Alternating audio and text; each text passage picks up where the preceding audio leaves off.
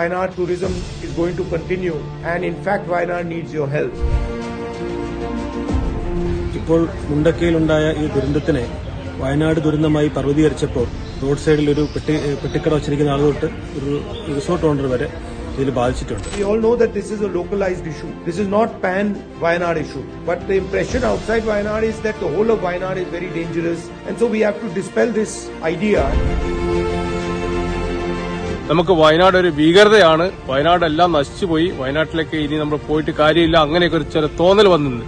അത് വയനാട് ദുരന്തം എന്ന രീതിയിൽ മറ്റു പ്രചരിച്ചതോടുകൂടി വയനാട്ടിലേക്ക് ടൂറിസ്റ്റുകൾ വരുന്നത് വളരെ കുറഞ്ഞു പോയി. ദുരന്തം വന്നതിന് ശേഷം അത് വയനാടിന്റെ ഒരു കോർണർ ഏരിയയിൽ മാത്രം നിൽക്കുന്നത്, 1-2 വാർഡുകൾ മാത്രമാണ്.